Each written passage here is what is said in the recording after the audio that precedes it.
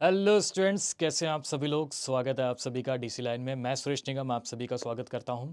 तो आज हम लोग यहां पे बात करने वाले हैं अपने सीए फाउंडेशंस के अपने आगे इक्वेशंस की। जैसा मैंने लास्ट वीडियो में मैंने आपको बताया था, लीनियर इक्वेशंस के तीन पार्ट बताए थे। Linear equation in first variable, linear equations in two variables and linear equations in three variables. आज हम लोग बात करेंगे quadratic equations and cubic equations की। ठीक है।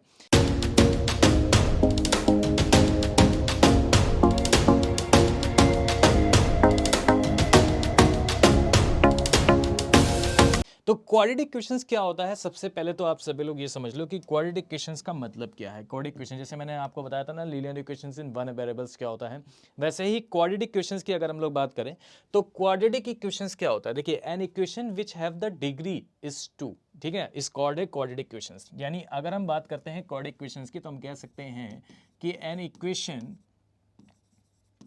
विच हैव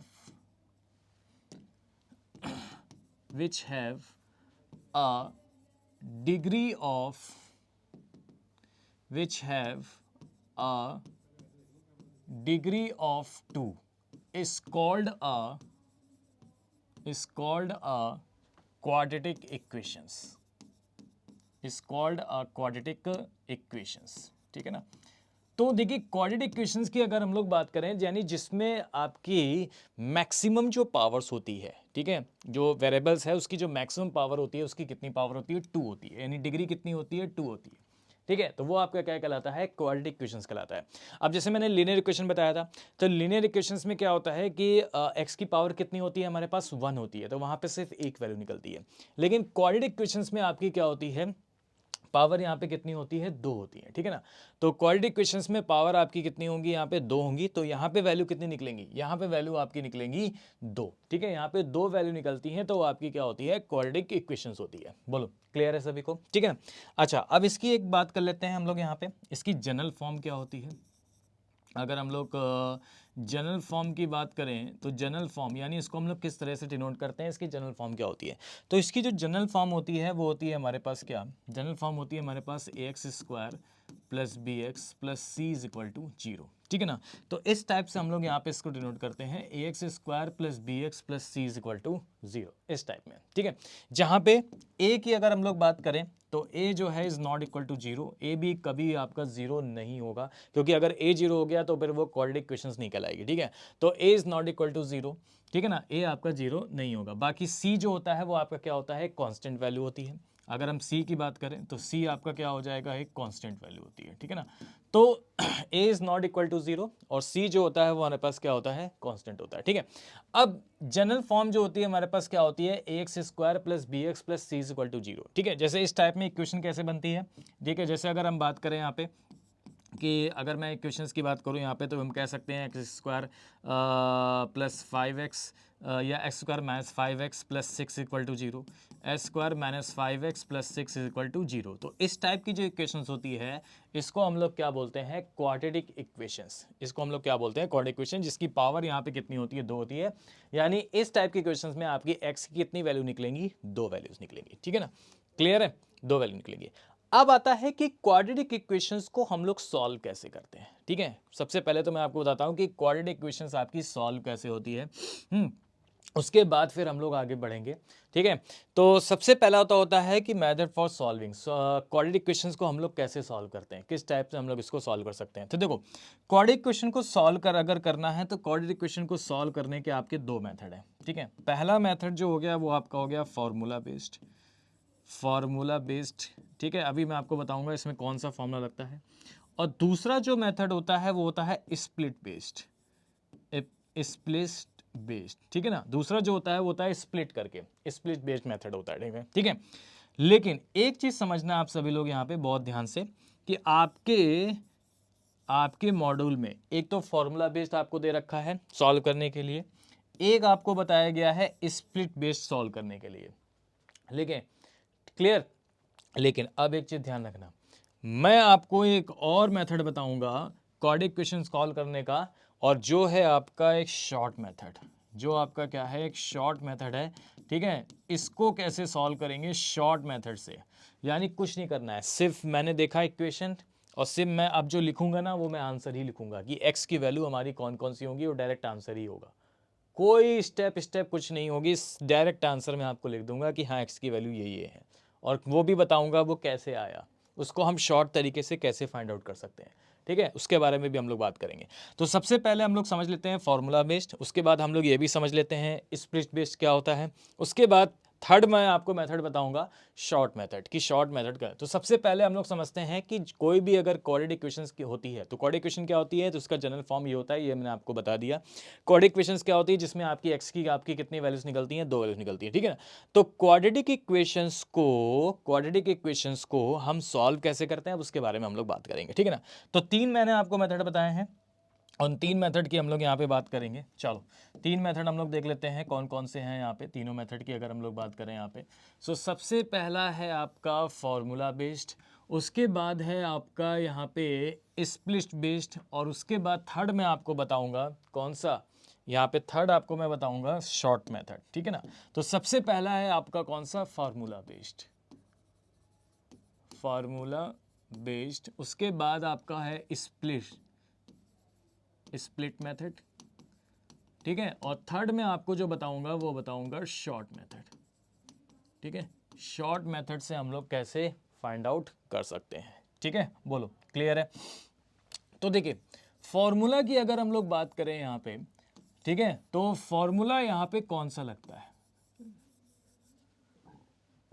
फॉर्मूला आपका ये वाला लगता है, फॉर्मूला आपका लगता है x इज इक्वल टू, अगर मुझे x की वैल्यू चाहिए, ठीक है, तो फॉर्मूला क्या लगता है हमारे पास, x is equal to minus का b plus minus root of b square minus 4ac upon 2a, ये आपका फॉर्मूला है, ठीक है, ये आपका क्या है, फॉर्मूला बेस्ड है। तो x equal to minus b plus minus under root b square minus 4ac upon 2a, ठीक है। चलो तो पहले हम लोग देखते हैं कि इक्वेशन हमारे पास कौन सी थी। इक्वेशन हमारे पास थी x square minus 5x plus 6 is equal to 0, x square minus 5x plus 6 equal to 0। Equation थी हमारे पास एक्स स्क्वायर माइनस का 5x plus 6 is equal to कितना था हमारे पास, 0 था, ठीक है ना। तो ये इक्वेशन थी हमारे पास X square minus 5x plus 6 is equal to 0। तो अब एक चीज़ समझना, इसको हम कंपेयर करेंगे किससे, ax square plus B x plus C is equal to 0 से। तो आप बताइए एक्स स्क्वायर का कोफिशिएंट यहाँ पे कितना है, यहाँ पे एक्स स्क्वायर का कोफिशिएंट कितना है आप बताओ, 1 है। एक्स स्क्वायर का कोफिशिएंट यहाँ पे कितना है, 1 है, तो a की वैल्यू कितनी हो जाएगी हमारे पास, 1 हो जाएगी। b क्या होता था, x का कोफिशिएंट होता था ना b, x का कोफिशिएंट, तो x का कोफिशिएंट कितना है यहाँ पे, माइनस का 5, तो b की वैल्यू कितनी हो जाएगी, माइनस का 5 हो जाएगी, और c आपका जो है वो कितना हो जाएगा यहाँ पे, 6 हो जाएगा, ठीक है। तो बस रख दो यहाँ पे, तो x की वैल्यू देखते हैं क्या निकलेंगी यहाँ पे, माइनस का b कितना है, 5 है, माइनस का 5 है, तो माइनस पहले से लगा हुआ है, तो माइनस माइनस प्लस हो जाएगा, यानी कितना हो जाएगा, 5 हो जाएगा। उसके बाद लगाएंगे प्लस माइनस रूट ऑफ, अब आपसे है b का स्क्वायर मतलब माइनस 5 का स्क्वायर, माइनस 5 का स्क्वायर कितना हो जाएगा, 25, माइनस उसके बाद कितना है यहाँ पे, 4 है, फिर a कितना है हमारे पास, 1 है, c कितना है हमारे पास, 6 है, ठीक है, और अपॉन में आपको कितना दे रखा है, 2 इंटू ए की वैल्यू हमारे पास कितनी दे रखी है, 1 दे रखी है, बोलो क्लियर है। तो इसको जब हम सॉल्व करेंगे तो ये वैल्यू बन जाएगी 5 प्लस माइनस, अब 25 में से 24 माइनस कर दो, 6 चौको 24, तो रूट का हो गया यहाँ पे 1, और रूट 1 की वैल्यू तो 1 ही होती है, अपॉन में क्या आ जाएगा, 2 आ जाएगा, अपॉन में कितना आ जाएगा हमारे पास, 2 आ जाएगा। अब एक चीज़ समझना है यहाँ पे, अब यहाँ पे प्लस माइनस ले रखा है, तो हम लोग 2 बार लेंगे, एक बार प्लस लेंगे और एक बार माइनस लेंगे, ठीक है ना। तो अगर रूट 1 की वैल्यू 1 है तो एक बार मैंने लिया 5 प्लस 1 डिवाइडेड बाई 2, और एक बार मैंने लिया माइनस का, तो 5 माइनस 1 डिवाइडेड बाई 2, ठीक है ना। तो 5 प्लस 1 डिवाइडेड बाई 2 यानी 6 डिवाइड बाई 2, और 6 डिवाइड बाई 2 कितना होता है, 3 होता है, 5 माइनस 1 यानी कितना हो जाएगा, 2 हो जाएगा। तो आप बताओ x की वैल्यू जो आ गई वो हमारे पास क्या आ गई, 3,2, x की वैल्यू जो हमारे पास आ गई वो कितनी आ गई, 3,2।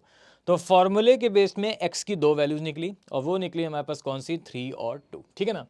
अब आते हैं स्प्लिट वाले मेथड पे। स्प्लिट वाला मेथड देखो क्या होता है, आपको इक्वेशन दे रखी है एक्स स्क्वायर माइनस का 5x प्लस का 6 इज इक्वल टू 0, ये आपके सामने इक्वेशन है। अब स्प्लिट वाले मेथड से हम लोग कैसे सॉल्व करेंगे उस चीज़ को ध्यान से समझना। स्प्लिट वाले मेथड की अगर हम लोग बात करें ना यहाँ पे, तो स्प्लिट वाला मेथड होता क्या है? स्प्लिट वाला मेथड ये होता है कि इसको हम कंपेयर करते हैं किससे, ax square plus B x plus C वाले से, ठीक है ना। तो आपको ये देखना होगा कि एक्स स्क्वायर का कोफिशिएंट क्या है। आप बताओ एक्स स्क्वायर का कोफिशिएंट यहाँ पे कितना है? एक्स स्क्वायर का जो कोफिशिएंट है वो एक्स स्क्वायर का कोफिशिएंट यहाँ पे कितना है? 1 है। तो 1 का मल्टीप्लाई हमें करना होगा 6 से। आप बताओ 1 का मल्टीप्लाई 6 से करेंगे तो कितना आ जाएगा? 6 आ जाएगा। आ गया 6, ठीक है।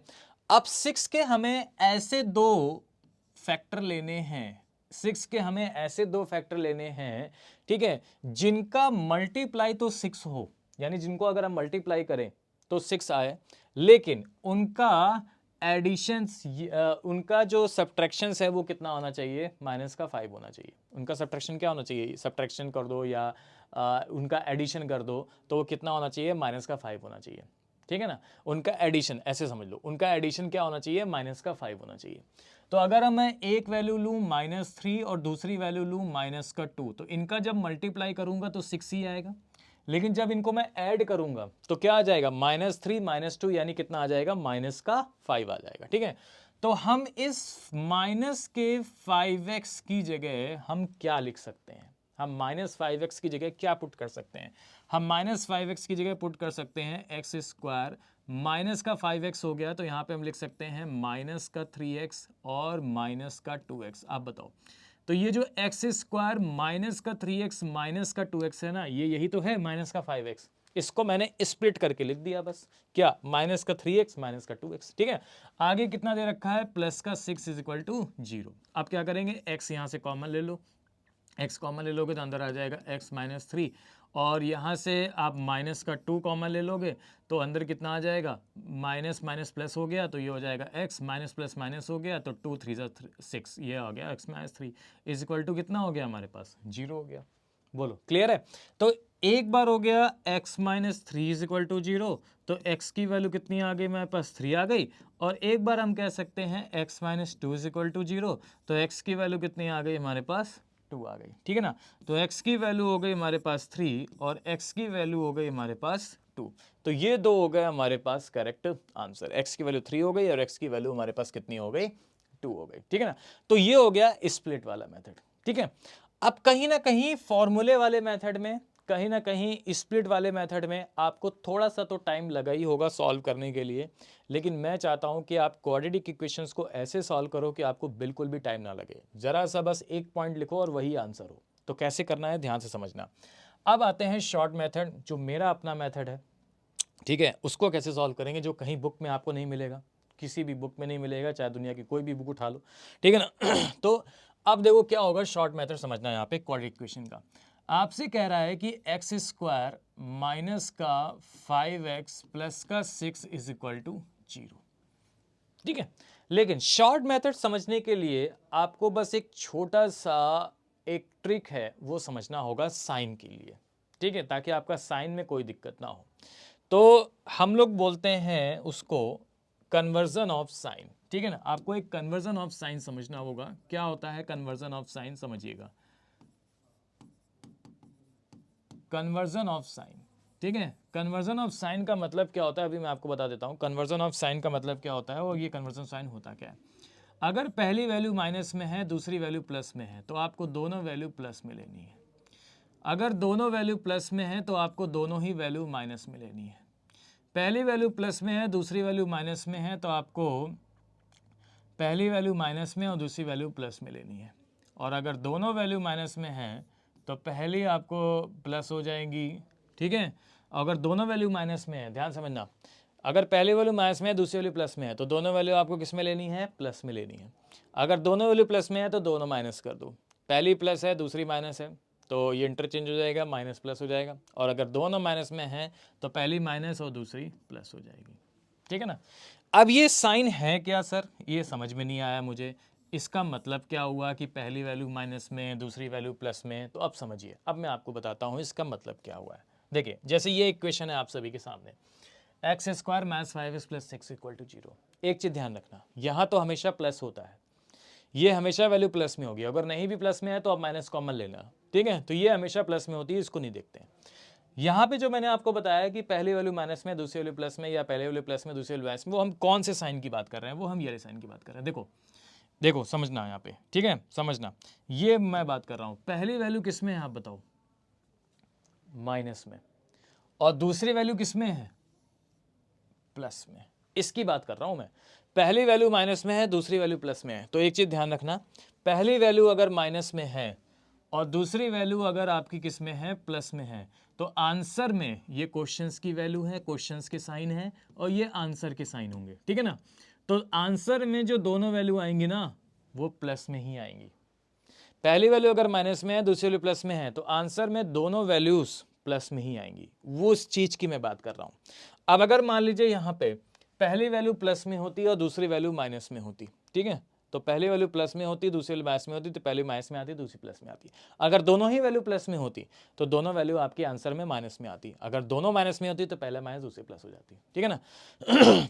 बोलो क्लियर है, चलो भाई बहुत बढ़िया, ठीक है, हाँ जी बताइए, क्लियर हो गया सभी को।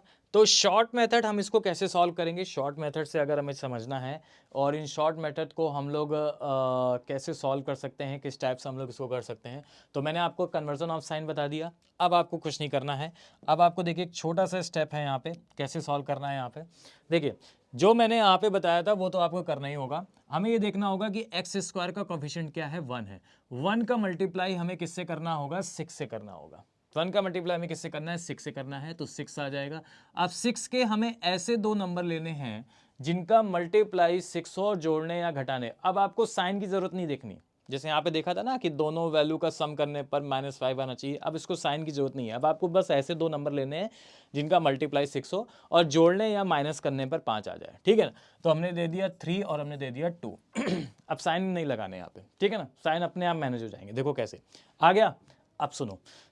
तो एक हो गया हमारे पास फैक्टर 3, एक हो गया हमारे पास फैक्टर यहाँ पे कौन सा, 2, ठीक है ना, एक 3 फैक्टर्स हो गया और एक हमारे पास कौन सा फैक्टर हो गया, यहाँ पे 2 फैक्टर हो गया, ठीक है। अब देखो करना क्या है आपको, ध्यान से समझना, अब करना क्या है आपको, ध्यान से समझना सभी लोग यहाँ पे, अब करना क्या है, जो बड़ा फैक्टर है, ये चीज हमेशा ध्यान रखेंगे, इस चीज को हमेशा ध्यान रखना है कि जो बड़ा फैक्टर है ना उसको पहले लिखना है, वरना साइन में फिर गड़बड़ हो जाएगा, ठीक है ना। तो जो बड़ा फैक्टर है उसको पहले लिखोगे और जो छोटा फैक्टर है उसको बाद में लिखोगे। ये मैं x की वैल्यू अब निकाल रहा हूं, अब देखो डायरेक्टली मैं x की वैल्यू निकाल रहा हूं, अब कुछ कोई बीच में स्टेप नहीं, डायरेक्टली x की वैल्यू आ जाएगी। देखो जो बड़ा फैक्टर है उसको पहले, जो छोटा फैक्टर है उसको बाद में लिखना है, ठीक है ना। अच्छा, पहली वैल्यू माइनस में थी, दूसरी वैल्यू प्लस में थी, तो मैंने कन्वर्जन ऑफ साइन में देखा कि पहली वैल्यू माइनस में थी, दूसरी वैल्यू प्लस में थी, तो दोनों वैल्यू प्लस में आ जाएंगी, तो दोनों वैल्यू में प्लस कर दो, प्लस कर दिया। अब बताओ एक्स स्क्वायर का कोफिशिएंट कितना था यहाँ पे, 1, तो 1 से डिवाइड कर दो, बस हो गई, ये एक्स की वैल्यू आ गई, खत्म, 3,2 हो गया कि नहीं हो गया बताओ। इतना सब कुछ फॉर्मूला लगाने की, इतना सब कुछ स्प्लिट करने की क्या जरूरत है, डायरेक्टली ऐसे लगाइए आंसर पाइए, ठीक है ना। तो इस तरीके से हम लोग जो क्वाड्रेटिक इक्वेशंस है उसकी वैल्यूज़ को हम लोग क्या कर सकते हैं, यहाँ पे फाइंड आउट कर सकते हैं। क्वाड्रेटिक इक्वेशंस की हम लोग वैल्यूज़ को यहाँ पे देख सकते हैं और क्वाड्रेटिक इक्वेशंस की वैल्यूज़ को हम लोग यहाँ पे फाइंड आउट कर सकते हैं। बोलो क्लियर हो गया सभी को, हाँ जी बताइए, कोई डाउट तो नहीं है किसी को, ठीक है ना। तो ये हो गया कि अभी मैंने आपको बताया कि कैसे हम लोग वैल्यूज़ को यहाँ पे फाइंड आउट कर सकते हैं, कैसे हम लोग वैल्यूज़ को यहाँ पे निकाल सकते हैं, वो मैंने चीज़ आपको मैंने यहाँ पे बताई, ठीक है। अच्छा चलो भाई, तो ये बात बताओ, ये चीज़ क्लियर हो गई सभी को, अब तो किसी को कोई डाउट नहीं है, अब तो ये सारी चीज़ें क्लियर हो गई हैं कि कैसे हम लोग क्वाड्रेटिक इक्वेशंस की वैल्यूज़ को यहाँ पे क्या करेंगे, फाइंड आउट करेंगे, ठीक है। ये चीज़ क्लियर हो गई है। ओके चलो भाई, बहुत बढ़िया, बहुत ही बढ़िया, ठीक है। तो ये चीज़ अगर क्लियर हो गई है यहाँ पे, ठीक है, चलो बहुत बढ़िया। तो देखते हैं हम लोग यहाँ पे next, how to construct a quadratic equations. Quadratic equations को हम लोग कैसे कंस्ट्रक्ट कर सकते हैं, लेकिन उससे पहले, इसके पहले हमें एक चीज़ ये समझनी होगी, हमें एक पॉइंट ये समझना होगा इसको कंप्लीट करने से पहले, कि सबसे पहला पॉइंट हमें यहाँ पे समझना होगा कि सम ऑफ रूट्स क्या होते हैं, प्रोडक्ट ऑफ रूट्स क्या होते हैं। तो sum of roots and product of roots, product of roots, ठीक है। फिर हम लोग यहाँ पे चलेंगे how to construct a quadratic equations. तो सबसे पहले हमें ये समझना होगा कि सम ऑफ रूट्स और प्रोडक्ट्स ऑफ रूट्स क्या होते हैं। देखिए बहुत सिंपल है, अगर हम यहाँ पे बात करें कि देखिएगा बहुत ही सिंपल सा है, जैसे मैंने यहाँ पे आपको इसकी एक जनरल फॉर्म बताई थी, वो जनरल फॉर्म क्या होती है, ठीक है। अगर मैं आपसे कहूँ कि क्वाड्रेटिक इक्वेशन की जनरल फॉर्म जैसे मैंने आपको बताया था क्या होता है हमारे पास, ax square plus B x plus C is equal to 0, ये आपकी क्या थी, एक जनरल फॉर्म थी, ठीक है ना। अब एक काम करते हैं, ए को सभी में से डिवाइड कर देते हैं, यानी इस पूरे में से ए को डिवाइड कर देते हैं, यानी ए को यहाँ से हटा देते हैं, ए को डिवाइड कर देंगे, तो क्या बन के आ जाएगा हमारे पास, ए को अगर हम डिवाइड करेंगे तो ए को अगर हम सभी में से डिवाइड कर दें, यानी इस पूरे में से डिवाइड कर दिया दोनों तरफ, बोथ साइड हमने ए से डिवाइड कर दिया, ए से अगर हमने डिवाइड कर दिया तो ए से ए कैंसिल हो जाएगा, यहाँ पे हो जाएगा एक्स स्क्वायर, यहाँ पे क्या हो जाएगा प्लस का बी अपॉन ए हो जाएगा, ठीक है, और इनटू में क्या आ जाएगा, एक्स आ जाएगा, यहाँ पे क्या आ जाएगा प्लस का सी अपॉन ए हो जाएगा, और इक्वल टू यहाँ पे अगर हम ए से डिवाइड करेंगे तो 0 अपॉन ए कितना हो जाएगा हमारे पास, 0 हो जाएगा। बोलो क्लियर है, ठीक है, चलो भाई बहुत बढ़िया। अब एक चीज समझो आप सभी लोग यहाँ पे कि इसको हम क्या लिख सकते हैं, आप ये बताओ, इस प्लस का b अपॉन ए को हम यहाँ पे क्या लिख सकते हैं। यानी सबसे पहले मैं आपको बता रहा हूँ कि सम ऑफ रूट्स क्या होते हैं और प्रोडक्ट्स ऑफ रूट्स क्या होते हैं, ठीक है ना। सम ऑफ रूट्स क्या होते हैं हमारे पास और प्रोडक्ट्स ऑफ रूट्स क्या होते हैं, ठीक है, उसके बाद हम लोग इसी में चलेंगे। तो इस b अपॉन ए को हम क्या लिख सकते हैं, आप बताओ। बी अपॉन ए की अगर हम लोग बात करें तो बी अपॉन ए को हम क्या लिख सकते हैं, हम इसको ऐसे लिख सकते हैं ना कि एक्स स्क्वायर, ठीक है, प्लस लगा हुआ है तो यहाँ पे माइनस लगा दो, और इस बी अपॉन ए को मैंने ऐसे लिख दिया माइनस का बी अपॉन ए, इनटू में क्या हो जाएगा एक्स और प्लस, ठीक है, और ये जो हमारे पास लिखा हुआ था, क्या लिखा हुआ था यहाँ पे सी अपॉन ए, ठीक है ना, ये हमारे पास क्या लिखा हुआ था, सी अपॉन ए लिखा हुआ था, इसको हम एज इट इज़ ऐसे ही लिख देंगे, इसको हम एज इट इज ऐसे ही लिख देंगे, और इक्वल टू में क्या हो जाएगा हमारे पास 0, इक्वल टू में हमारे पास क्या हो जाएगा 0, ठीक है। तो एक चीज़ अगर आप यहाँ पे ध्यान से समझना, एक चीज़ अगर यहाँ पे ध्यान से समझना कि अगर मैं आपसे ये कहूँ, अगर मैं आपसे ये कहूँ कि कोई हमारे पास एक इक्वेशन है x square plus B x plus C बराबर 0 के फॉर्मेट पे, एक अगर इक्वेशंस है हमारी, ठीक है, और इनके रूट्स मैंने यहाँ पे बोल रखे हैं, इनके रूट्स, इनके जो रूट्स हैं मैंने आपसे कहा है कि जैसे एक्स, अब इसके पहले मैंने जो इक्वेशंस कराई थी उसके एक्स की वैल्यू आई थी यहाँ पे, ठीक है, तो इनके रूट्स मैंने आपसे कहा कि इनके रूट्स लेट सपोज, इनके जो रूट्स हैं यानी इनके जो सॉल्यूशंस हैं, ठीक है, वो क्या है हमारे पास, इनके जो रूट्स हैं वो लेट सपोज मैंने कहा कि इनके जो रूट्स हैं हमारे पास वो हैं अल्फा एंड बीटा, इनके जो रूट्स हैं हमारे पास क्या है alpha and beta.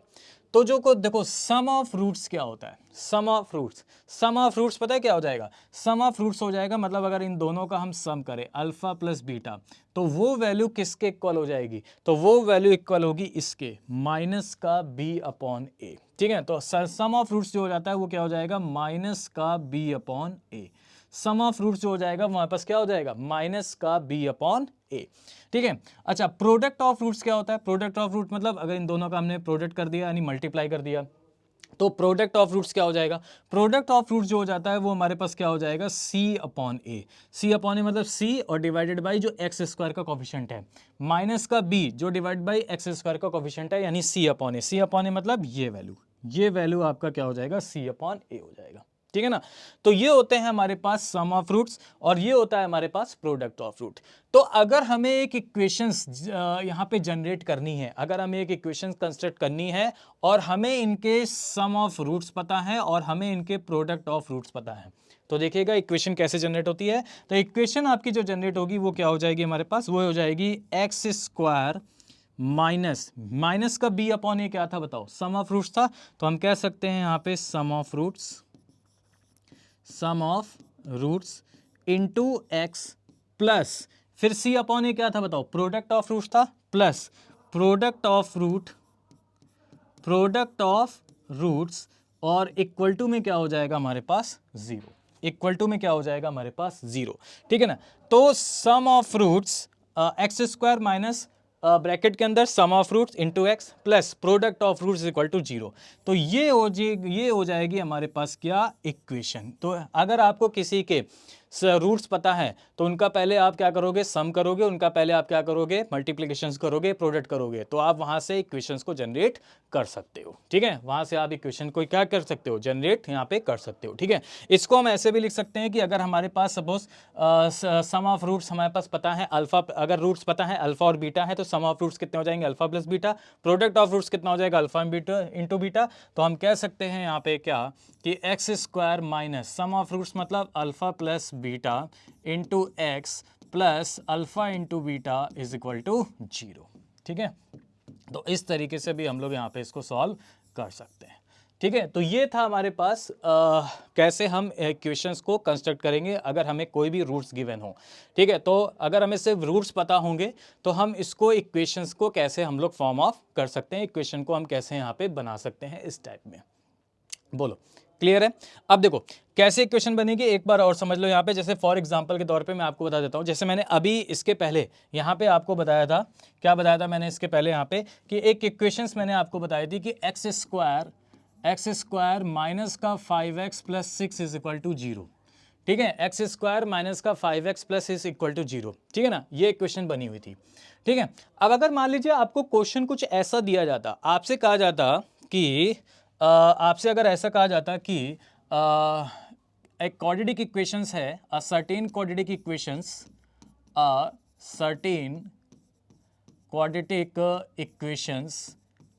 Which have roots, जिनके रूट्स जो हैं which have roots, a certain quadratic equations, ठीक है, जिनके रूट्स आपको दे रखे हैं विच हैव रूट्स, आपको कहा जाता है यहाँ पे 3 and 2, ये आपको रूट्स दे दिए गए, विच हैव रूट्स 3 and 2। कह देता फाइंड इक्वेशंस बताइए, फाइंड इक्वेशंस। ठीक है ना, इक्वेशन आपको बतानी है, तो आपको पता ही है कि ये हो गया आएगा अल्फा, ये हो जाएगा बीटा। ठीक है, ये रूट्स हो गए हमारे पास। तो क्या बताया था मैंने यहाँ पे कि इक्वेशंस क्या होती थी हमारे पास, X square minus sum of root मतलब अल्फा प्लस बीटा, तो अल्फा प्लस बीटा कितना हो जाएगा, 5 हो जाएगा, तो यहाँ पे आप रख देते 5 इंटू एक्स प्लस फिर क्या हो जाएगा अल्फा इंटू बीटा कितना हो जाता, 6 हो जाता, तो यहाँ पे आप रख देते 6 इज इक्वल टू 0। तो ये क्या बन जाता, एक्स स्क्वायर माइनस का 5x plus 6 is equal to 0। तो ये देखो जो इक्वेशन आपकी थी वही इक्वेशन आपकी इस तरीके से यहाँ पे बन जाएगी। बोलो क्लियर हो गया? ठीक, तो ये पॉइंट सभी को क्लियर हो गया ना कि कैसे हम लोग इक्वेशंस को यहाँ पे क्या करते हैं, कंस्ट्रक्ट करते हैं, कैसे हम इसको यहाँ पे सॉल्व कर सकते हैं। ठीक है ना, चलो आगे बढ़ते हैं। अब हम लोग यहाँ पे एक चीज और की बात कर लेते हैं यहाँ पे कि नेचर ऑफ रूट्स क्या होता है, ये आपको समझना बहुत जरूरी है। नेचर ऑफ रूट्स क्या होता है, एक नेक्स्ट पॉइंट है नेचर ऑफ रूट्स। ठीक है, तो समझिए नेचर ऑफ रूट्स का मतलब क्या होता है कि नेचर ऑफ रूट्स हम लोग कैसे फाइंड आउट करेंगे इस टाइप में कि नेचर ऑफ रूट्स क्या होता है।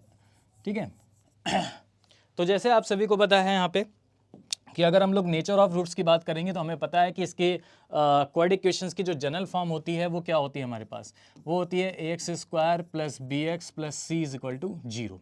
तो नेचर ऑफ रूट्स में हम लोग पता है डिस्क्रिमिनेंट को सॉल्व करते हैं। अब डिस्क्रिमिनेंट क्या होता है समझिएगा, डिस्क्रिमिनेंट यहाँ पे होता है डी और इसको बोला जाता है बी स्क्वायर माइनस 4ac।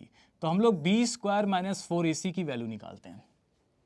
ठीक है, अब इसमें भी क्या है, यहाँ पे कुछ पॉइंट्स हैं, बी स्क्वायर माइनस 4ac के भी कुछ पॉइंट्स हैं, उसको समझिएगा। सबसे पहला पॉइंट नेचर ऑफ रूट्स की बता रहे हैं कि आपसे कहेगा कि if B square minus 4ac, अगर इसकी वैल्यू आपकी 0 आ गई, ध्यान समझिएगा, अगर बी स्क्वायर माइनस 4ac की वैल्यू आपकी कितनी आ गई, 0 आ गई। ठीक है, तो जो रूट्स होंगे हमारे पास, जो रूट्स आएंगे हमारे पास वो कौन से होंगे, जो रूट्स होंगे वो हमारे पास होंगे यहाँ पे रियल एंड इक्वल।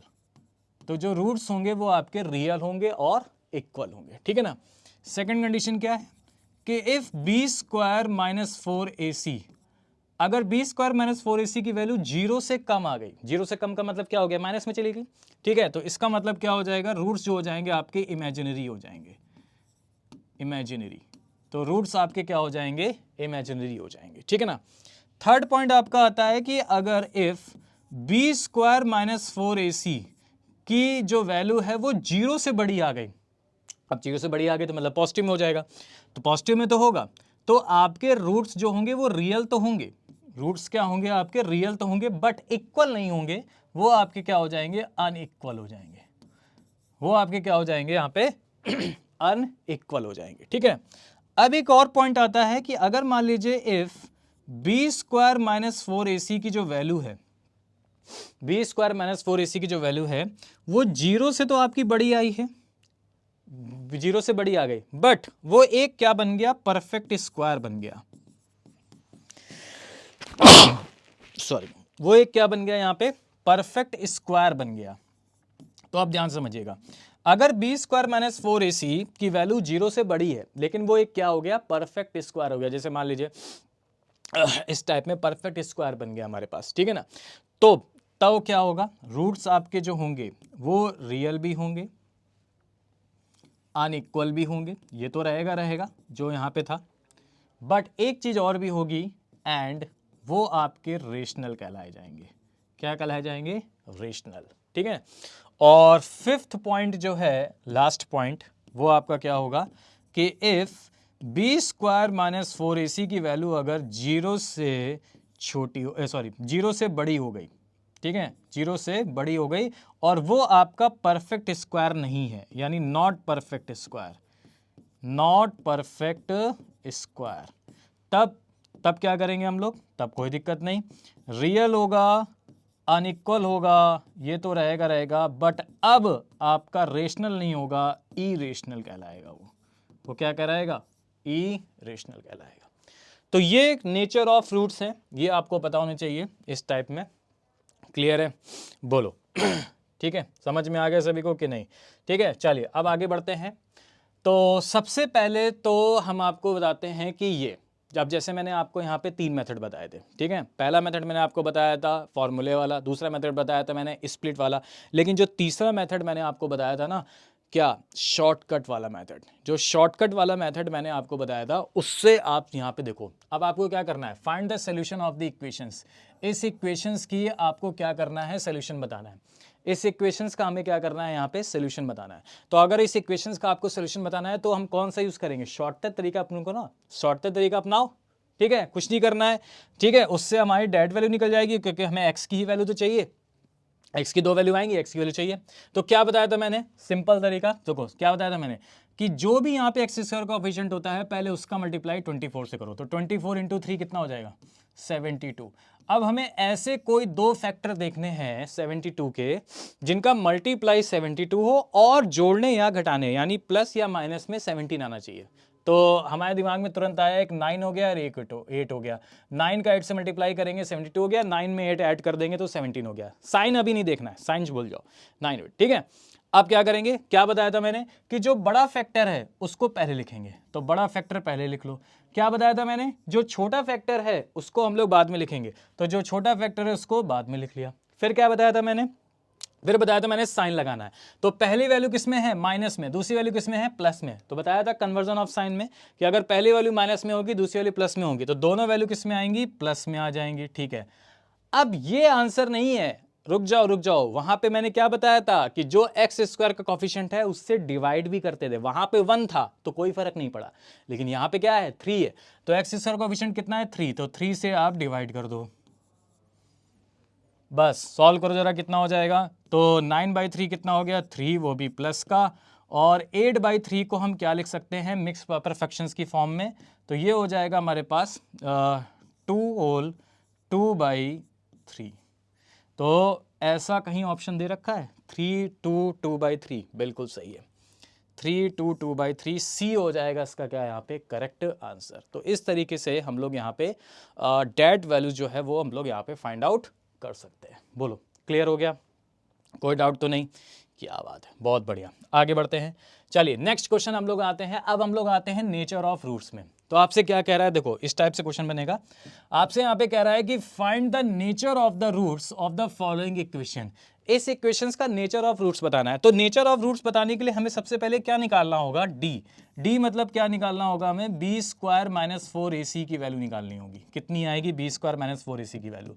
तो अब b क्या होता था, x का कोएफिशिएंट आपका b होता था, तो b की वैल्यू कितनी है जरा बताओ, यहाँ पे माइनस का 8 है, अच्छा 4 तो है ही है। a क्या होता था, एक्स स्क्वायर का कोएफिशिएंट a होता था, तो a की वैल्यू कितनी हो गई, 1 हो गई। c की वैल्यू कितनी हो गई यहाँ पे, 16 हो गई। चलो देखते हैं क्या आएगा। तो b हो गया 8 यानी -8 का स्क्वायर, ठीक है, -8 का स्क्वायर -4, a की वैल्यू कितनी हो गई 1 हो गई, c की वैल्यू कितनी हो गई 16 हो गई। कितना आ जाएगा -8 का स्क्वायर, तो प्लस का 64 हो जाएगा यहाँ पे, तो ये वैल्यू हो जाएगी 64 और इधर कितना आ गया 64, तो ये तो वैल्यू आ गई 0। ये वैल्यू कितनी आ गई 0। तो मैंने क्या बताया था कि इफ़ b² - 4ac अगर इसकी वैल्यू 0 आ जाए तो हमारे जो नेचर ऑफ रूट्स में जो रूट्स होंगे वो हमारे क्या हो जाएंगे, रियल हो जाएंगे एंड इक्वल हो जाएंगे। तो हमारे रूट्स जो हो गए वो हमारे क्या हो जाएंगे, रियल हो जाएंगे और इक्वल हो जाएंगे। ठीक है ना, बोलो क्लियर है। तो b² - 4ac की वैल्यू अगर 0 है तो हमारे रूट्स जो हो जाएंगे वो हो जाएंगे रियल एंड इक्वल। बोलो क्लियर हो गया सभी को, कोई डाउट तो नहीं? ठीक है, बहुत बढ़िया। चलो भाई आगे बढ़ते हैं। तो ये हो गया हमारे पास क्या, क्वाड्रेटिक इक्वेशंस। तो इस टाइप से चीज़ें आती हैं, क्वाड्रेटिक इक्वेशंस यहाँ पे ऐसे पूछी जाती हैं। चलिए अब हम लोग बात कर लेते हैं यहाँ पे किसकी, क्यूबिक इक्वेशंस की। क्या होता है क्यूबिक इक्वेशंस? देखिए जैसे मैंने आपको क्वाड्रेटिक बताया था ना, तो क्वाड्रेटिक में आपका क्या होता है कि आपकी x की 2 वैल्यूज़ निकलती हैं। उसी तरीके से अगर हम क्यूबिक इक्वेशंस की बात करेंगे तो क्यूबिक इक्वेशंस में जहाँ पे क्या होता है, डिग्री आपकी कितनी होती है, 3 होती है। ठीक है ना, यहाँ पे आपकी डिग्री कितनी हो जाएगी, हमारे पास 3 हो जाएगी। और 3 डिग्री की अगर हम लोग बात करेंगे, ठीक है, तो डिग्री आपकी 3 होती है, यानी x की जो वैल्यू निकलती है ना वो आपकी कितनी निकलती है यहाँ पे 3। 3 वैल्यू यहाँ पे x की निकलती है। तो जैसे फॉर एग्जांपल अगर मैं एक क्वेश्चन यहाँ पे लूँ, मैंने कहा कि बताइए कि अगर मैं क्वेश्चंस की बात करता हूँ, मैंने कहा बताइए कि x का क्यूब माइनस का 7x + 6 = 0। ठीक है ना, इसको हम लोग कैसे सॉल्व करेंगे, कैसे सॉल्व होता है, क्या चीज़ होती है, तो इसको सॉल्व कैसे किया जाता है। तो देखो कुछ नहीं करना है, ठीक है, इसको यहाँ पे देखो क्या समझना है। यहाँ पे x के क्यूब में 7x + 6 = 0 है ना, तो हमें क्या करना होगा, यहाँ पे हमें देखो इसको इस तरीके से सॉल्व करना होगा कि x का क्यूब है, ठीक है। अब हमने क्या किया, माइनस का x² और प्लस का x² अपनी तरफ से ऐड ऑन कर दिया। आप ऐड ऑन कर सकते हो, कोई दिक्कत नहीं, क्योंकि आपने माइनस का x² प्लस का x² अपनी तरफ से ऐड ऑन किया हुआ है ना, तो माइनस का x² प्लस का ये कट जाएगा, यही वैल्यू आ जाएगी। आगे क्या है हमारे पास, आगे हमारे पास माइनस का 7x + 6 = कितना हो जाएगा हमारे पास 0। बोलो क्लियर है। अब क्या करना होगा, अब एक काम करते हैं यहाँ पे, ठीक है। अब यहाँ पे x का क्यूब हो गया, माइनस का कितना हो गया x², प्लस का हो गया हमारे पास कितना x²। यहाँ पे इसको हम क्या लिख सकते हैं, माइनस के 7x को -x लिख सकते हैं और माइनस का 6x लिख सकते हैं। बोलो कोई दिक्कत भाई, -7x को हमने स्प्लिट कर दिया, ठीक है, उसको हम क्या लिख सकते हैं, माइनस का x लिख सकते हैं और माइनस का 6x लिख सकते हैं। और प्लस का यहाँ पे कितना हो गया 6 = कितना हो जाएगा हमारे पास 0 हो जाएगा। बोलो क्लियर है। तो अब यहाँ पे क्या किया मैंने, x को कॉमन कर लिया, x कॉमन कर लिया यहाँ पे, ठीक है, इस टाइप में x² को, बल्कि x² को मैंने यहाँ पे कॉमन कर लिया, तो अंदर क्या हो जाएगा हमारे पास x - 1 हो जाएगा हमारे पास। ठीक है, यहाँ पे x - 1 लाना है, यहाँ पे जो x - 1 है यहाँ पे x - 1 लाना है, तो यहाँ पे हम किसको कॉमन करेंगे, यहाँ पे मैंने x को कॉमन कर लिया, तो x से एक x² से एक x कट गया, तो यहाँ पे आ गया x - 1 हो जाएगा हमारे पास। इसी तरीके से यहाँ पे भी मुझे x - 1 लाना है, तो हम क्या करेंगे, यहाँ पे हम यहाँ पे क्या करेंगे भाई, x - 1 लाना है तो माइनस का 6 कॉमन कर लेंगे, माइनस का 6 कॉमन कर लेंगे तो -6 प्लस हो जाएगा, x बचेगा और माइनस प्लस माइनस 60/6 1 हो जाएगा, तो माइनस का 1 हो जाएगा, इक्वल टू में क्या हो गया हमारे पास 0 हो गया। तो अब ये फॉर्म हमारे पास क्या बन गई, x - 1 x - 1 x - 1। तो हम कह सकते हैं यहाँ पे कि x - 1 यहाँ पे कॉमन हो जाएगा, अंदर क्या हो जाएगा हमारे पास x² + x - 6 = कितना हो जाएगा हमारे पास 0। बोलो क्लियर है। तो अब एक बार हम यहाँ पे कह सकते हैं x - 1 = 0, एक बार हम क्या कह सकते हैं, एक बार हम कह सकते हैं इफ x - 1 = 0, तो x की वैल्यू कितनी हो जाएगी हमारे पास 1 आ गई। बोलो क्लियर है। और एक बार आपकी देखो ये क्वाड्रेटिक बन गई, जो अभी मैंने आपको बताया था ना, क्वाड्रेटिक कैसे सॉल्व करना होगा, मैंने आपको बताया था इसका कि डैट मेथड कैसे सॉल्व करते हैं, x² + x - 6 को, तो ये बन जाएगा x² + x - 6। अब क्वाड्रेटिक बन गई, तो क्वाड्रेटिक मैंने आपको अभी बताया कैसे सॉल्व करना है यहाँ पे, तो कन्वर्जन ऑफ साइन का यूज करेंगे यहाँ पे, और यहाँ पे x² का कोएफिशिएंट कितना है बताओ 1, 1 का 6 से मल्टीप्लाई करोगे तो आ जाएगा 6, 6 के ऐसे 2 फैक्टर करने हैं जिनका मल्टीप्लाई 6 हो और जोड़ने या घटाने पर 1 आ जाए। ठीक है, तो एक हो जाएगा हमारे पास 3, एक हो जाएगा 2, तो जैसे मैंने आपको बताया था क्लियर। अब मैंने आपको क्या बताया था कि बड़ा फैक्टर जो होता है ना, बिग फैक्टर, वो हमेशा पहले रखना चाहिए, तो वो हमेशा पहले रखेंगे, 3 पहले रखेंगे, 2 बाद में रखेंगे। तो आप बताइए पहली वैल्यू किस में है, प्लस में है, और दूसरी वैल्यू किस में है, माइनस में है। तो पहली वैल्यू प्लस में, दूसरी वैल्यू माइनस में, तो पहली वैल्यू माइनस में आ जाएगी, दूसरी वैल्यू प्लस में आ जाएगी। बोलो क्लियर है। ठीक, तो इसकी वैल्यू क्या हो गई -3 और 2, तो x की 3 वैल्यू हमारे पास निकल के आई। एक x की वैल्यू आ गई हमारे पास कितनी 1 आ गई, और एक x की वैल्यू हमारे पास कितनी आ गई -3 आ गई, और एक x की वैल्यू हमारे पास कितनी आ गई +2 आ गई। ठीक है ना, तो ये 3 वैल्यू आ गई। तो इस तरीके से हम लोग क्यूबिक इक्वेशंस को, जो हमारी क्यूबिक इक्वेशंस है, इस तरीके से हम लोग इसको सॉल्व कर सकते हैं। तो ये मैंने आपको बताया, पिछली वीडियोस में मैंने आपको बताया था लीनियर इक्वेशंस की तीनों प्रॉब्लम। आज हमने आपको बताया यहाँ पे क्वाड्रेटिक इक्वेशंस और क्यूबिक इक्वेशंस। ठीक है, तो ये आपका पूरा इक्वेशंस का जो है वो खत्म हो चुका है। तो आज के लिए इतने रखते हैं। थैंक यू सभी को। ठीक है, मिलते हैं नेक्स्ट वीडियो में। थैंक यू सभी को, टेक केयर, बाय बाय।